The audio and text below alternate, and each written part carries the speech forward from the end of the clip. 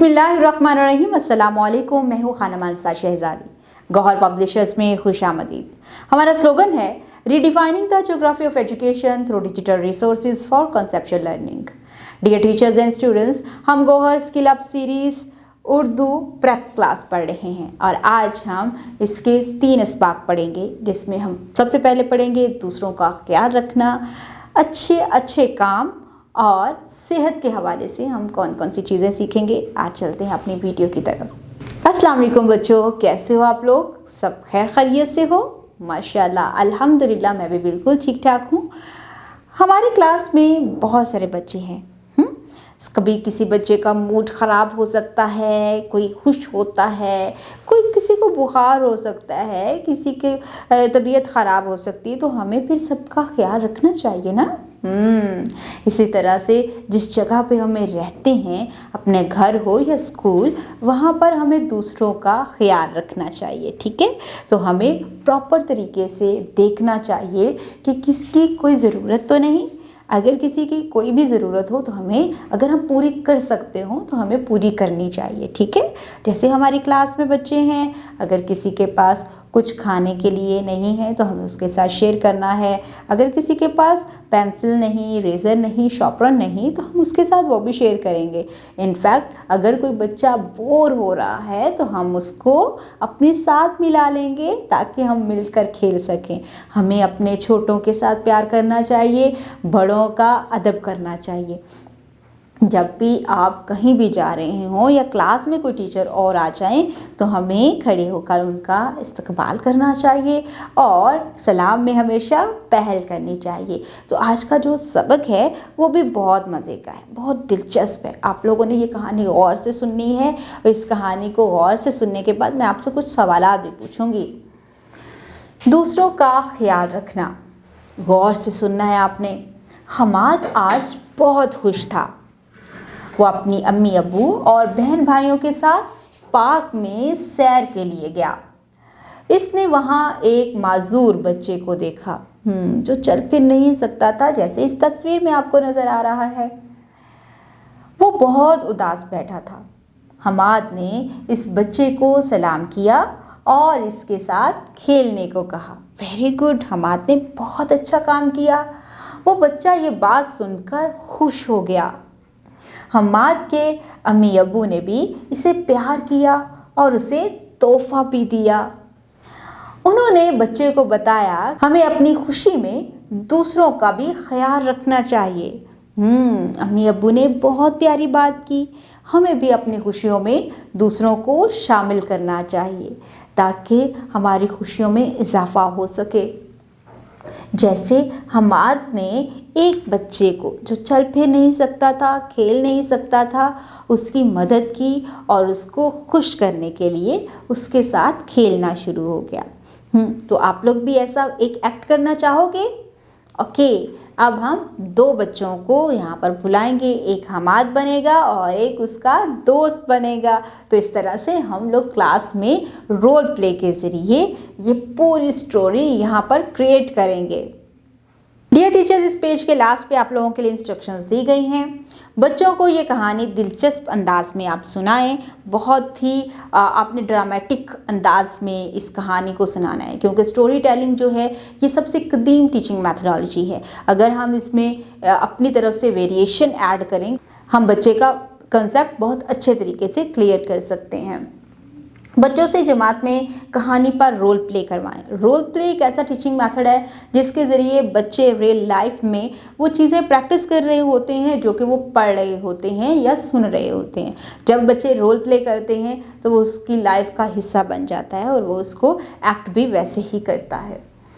बच्चों को बताएं कि किसी की भी कोई चीज़ लेने से पहले इजाज़त लेनी चाहिए, हमें परमिशन लेनी चाहिए। अगर हम किसी को कोई चीज़ इस्तेमाल कर रहे हैं तो हमें उस पर इजाज़त लेनी चाहिए। बच्चे से पूछें कि वो अपनी खुशी, गमी या नाराज़गी का इजहार कैसे करते हैं, इसका अमली मुज़ाहरा करके दिखाएं।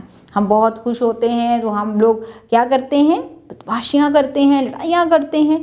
बिल्कुल भी नहीं करना चाहिए ऐसे। अगर हम नाराज़ होते हैं तो हम लोग रोना शुरू कर देते हैं या लड़ाइयाँ करना शुरू कर दी, तो ऐसा भी हमें बिल्कुल भी नहीं करना चाहिए। टीचर्स क्लास में इस बारे में प्रॉपर तरीके से बच्चों को गाइड करेंगी। बच्चों को बताएं कि साथियों के ताउन और हमदर्दाना ख्याल रखने वाले रवैये में मशगूल हों और दूसरों को मुस्बत जवाब दें। बच्चों की तरबियत करें कि मुख्तलिफ़ सलाहियतों के हामिल और मुख्तलिफ़ ज़बानें बोलने वाले लोगों के साथ अच्छे ताल्लुकात कायम करें और इनके साथ अच्छे तरीके से पेश आएँ, क्योंकि अगर हम अच्छे तरीके से पेश आएंगे तो दूसरे लोग भी हमारे साथ अच्छे तरीके से ही पेश आएंगे। अब मुझे ये बताओ कि हमारे घरों में या स्कूल में आते हुए हम लोग बहुत से अच्छे काम करते हैं। आपके अच्छे काम कौन कौन से हैं? जैसा कि बड़ों की बात मानना, वेरी गुड। सुबह सवेरे जल्दी उठना, नमाज पढ़ने के लिए जाना और कुरान मजीद पढ़ना, ये भी अच्छी आदत है।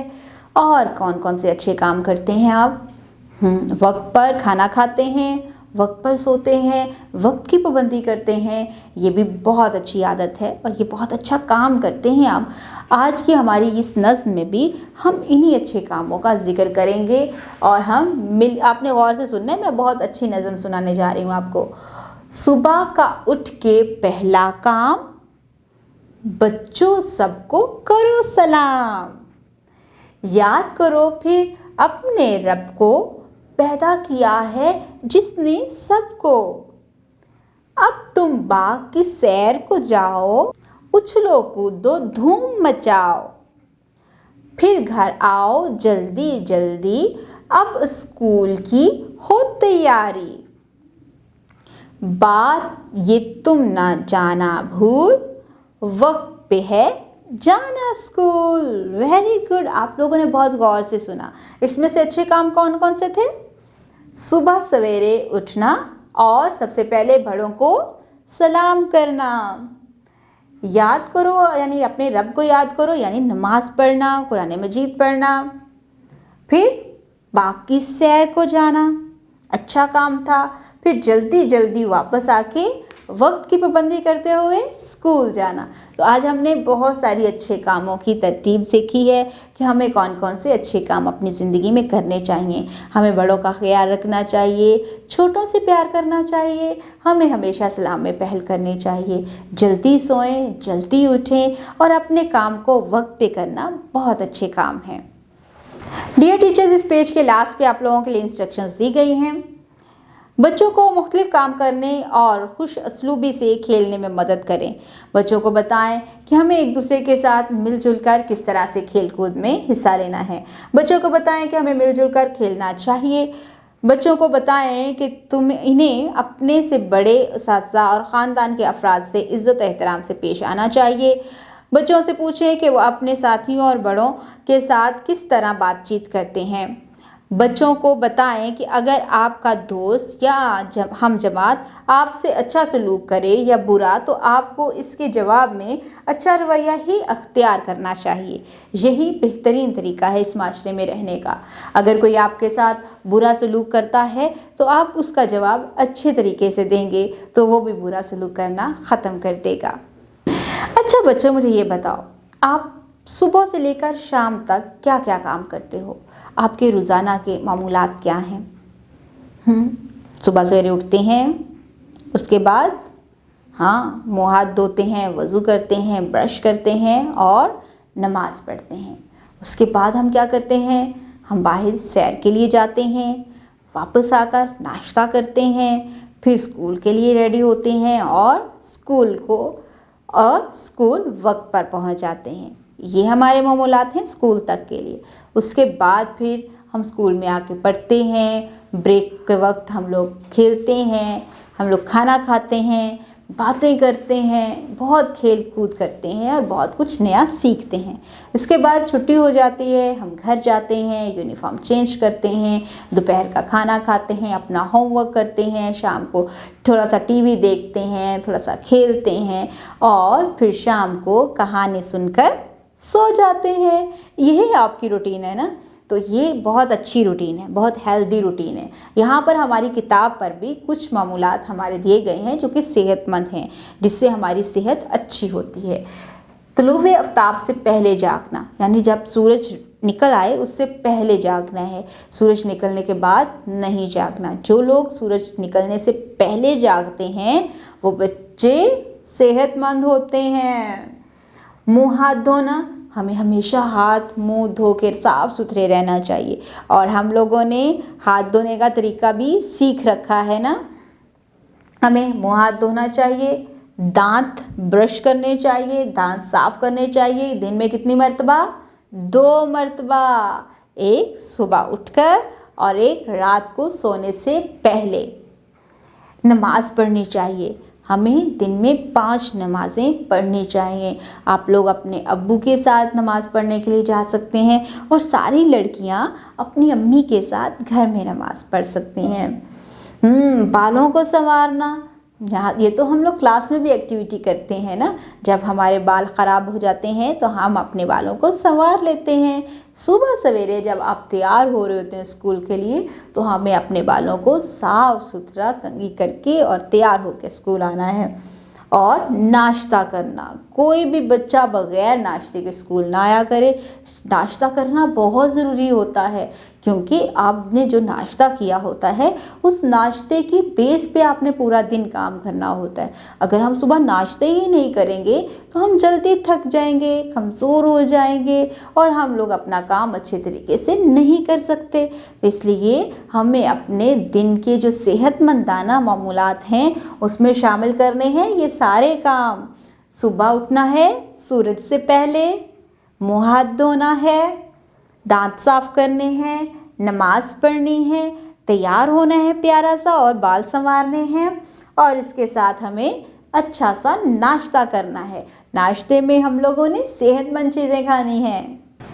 इसके साथ ही हमें साफ सुथरे कपड़े पहनने हैं।